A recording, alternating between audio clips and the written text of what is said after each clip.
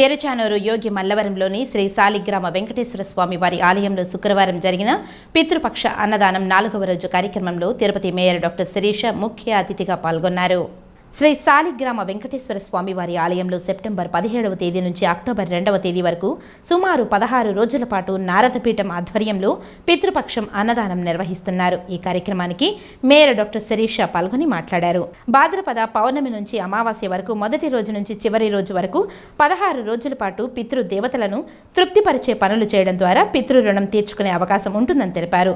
నారదపీఠం అన్నదాన సమాజం ఆధ్వర్యంలో సుమారు 16 రోజులు రుచికరమైన భోజనాన్ని అందించడం వలన ఈ కార్యక్రమంలో భాగస్వామ్యం అవుతున్న వారికి వారి వారి పితృదేవతల ఆశీస్సులు అందుతాయని అన్నారు. పితృదేవతల అనుగ్రహంతో ఎంతో కాలం తీరని కోరికలు ఉంటే కూడా నెరవేరుతాయని, శ్రేయస్సు పొందగలుగుతారని అన్నారు. స్వయంగా ఆమె పలువురికి అన్నం వడ్డించారు. తెరుచానూరు యోగి మల్లవరం నుంచి వందలాది మంది ఈ కార్యక్రమంలో పాల్గొన్నారు.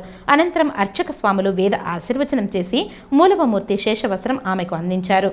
ఈ కార్యక్రమంలో నారదపీఠం వ్యవస్థాపకులు దినేష్ స్వామి, శ్రీ సాలిగ్రామ వెంకటేశ్వర స్వామి ఆలయ నిర్వహణ మండలి సభ్యులు డాక్టర్ వేణుగోపాల్, మేడసాని సురేందర్ నాయుడు, రూపేష్, దీప, అనురాధ తదితరులు పాల్గొన్నారు.